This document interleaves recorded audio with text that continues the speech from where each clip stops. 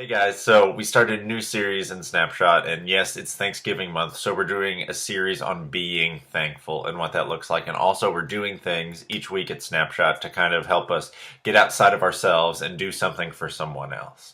So don't miss it, it's fun. This week we talked about just getting like an underlying idea of why we should be thankful and seeing some stories in the Bible of how that happened, right?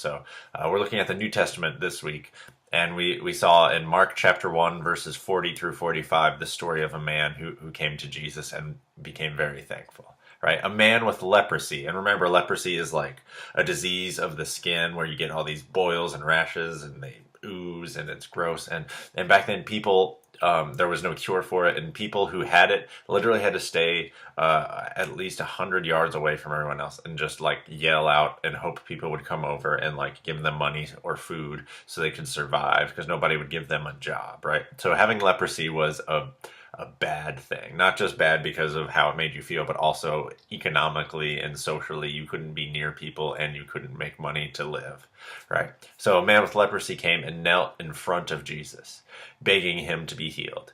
"If you are willing, you can heal me and make me clean," the man said. Moved with compassion, Jesus reached out and touched him. "I am willing," he said. "Be healed." And instantly the leprosy disappeared and the man was healed.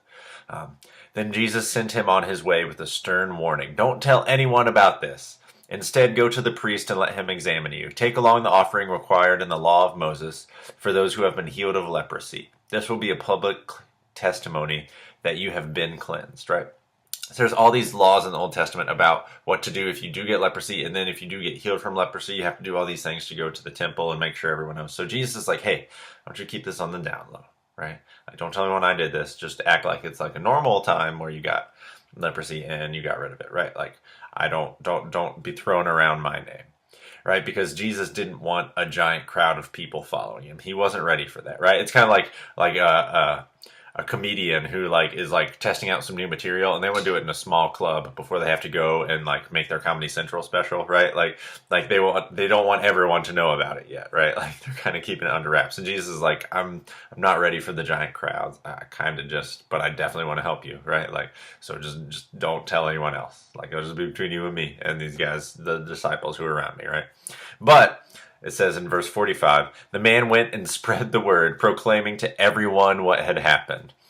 As a result, large crowds soon surrounded Jesus, and he couldn't publicly enter a town anywhere. He had to stay out in the secluded places, but people from everywhere kept coming to him. Right? So, guy didn't listen. What Jesus didn't want to happen happened. But you could understand why he couldn't be quiet about it, right? Like, it's an amazing thing that first of all, this man trusted Jesus and knew that Jesus really could do what he said he could do and knelt before him and said, "Lord, can you heal me?" Right? And Jesus did it. Like, think about that. Like this thing that there was no like medical cure for back then, that they couldn't do anything for. And Jesus just stretched out his hand and the man was instantly healed. Right? Like, how could you keep quiet after something that astounding, that amazing happened, right? And things like that happen in our lives sometimes, right? Like there are amazing things where we come to Jesus and we're like, Jesus, I don't know what to do about this, and we cry out. Maybe it's someone sick in our family, or and they get better, or maybe it's a really rough situation or a broken relationship, and God does something amazing and takes care of it, right?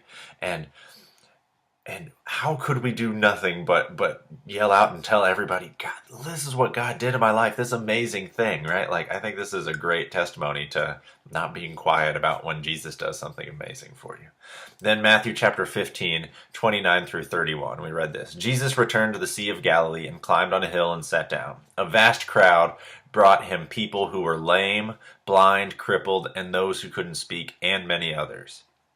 They laid them before Jesus and he healed them all, right? It wasn't like he had like a 70% success rate. Like he healed them all, right? That's an amazing thing right there. The crowd was amazed, it says in 31. And those who hadn't been able to speak were talking, the crippled were made well, and the lame were walking. The blind could see again, and they praised the God of Israel. Right. The point of being thankful for the things that happen, not just, oh, I'm thankful this thing is better in my life, but I'm thankful to God who did it for me, right? Like it's God does things for us, and sometimes it's in miracles, or it's everyday small things that we should be thankful for that sometimes we take for granted. But all of it is to give Him praise, right? Like our lives are to give Him praise, not just be thankful for the little things we have, but it's for a reason, to point towards God and say, man, He's the one who deserves all the thanks and all the glory and all the honor, right?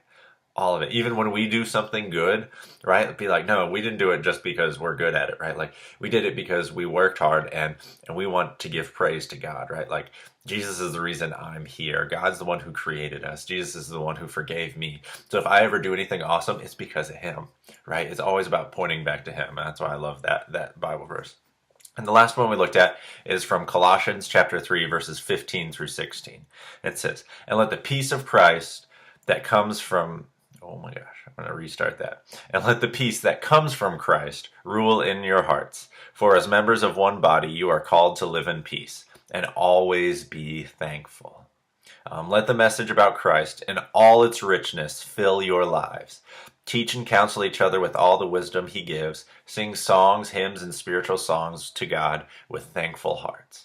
And this sounds like what we're supposed to be doing in church, right? Like we should live at peace with one another when we come to church. We shouldn't be like, oh, that person doesn't like this. Like we should be together. We're one body. We're called to be like that. We're called to live in peace and always be thankful. Always be thankful for each other, right? Not being gripey about something we don't like about another person in the church, but also that let the message of Christ in all its richness flow out of our lives, right? Like it should bring us joy to know that we've been forgiven, and that we're loved by the God of the universe, right? And it says, sing and be thankful, right? That's the most beautiful picture of what it would be like if we did that every Sunday. If you came to church on Sunday, not like, oh my gosh, what's this? What's in it for me?